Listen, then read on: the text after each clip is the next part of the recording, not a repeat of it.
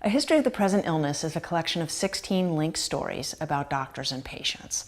And it's a work of fiction, so on the one hand, it's supposed to be an engaging read that really transports you. And on the other hand, it's based on my experience as a physician over a couple of decades. So it's also supposed to inform and move you the way my practice and experience has informed and moved me. The book's title comes from a section of the medical note, and it's actually one of the critical sections. It comes early on, and it basically tells the story of the symptoms, or whatever it is that brought the patient in. And people think these days, you think of the fancy MRI scanners and all the tests that we do on people. But really, we say in medicine that 70 to 80% of the diagnosis is from the story.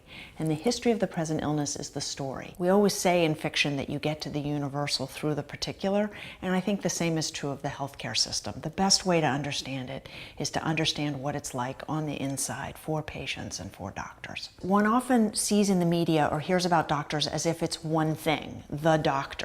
Whereas really there's a huge diversity of doctors. On television you'll get some of the inside scoop. I think I give a more accurate inside scoop. Now on television you also get young doctors having sex in the bathroom, and I have that too. But I also think I give a more full depiction of what goes on behind the scenes and what goes on in training.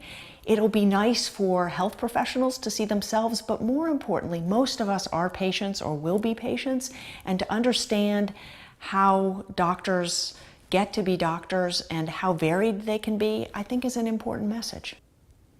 I hope readers of A History of the Present Illness will take away a deeper understanding of what it means to be a doctor and a patient, and also a deeper empathy or sympathy, or maybe both, for, I guess, just fellow human beings, because almost all of us will be there at one point, and that matters.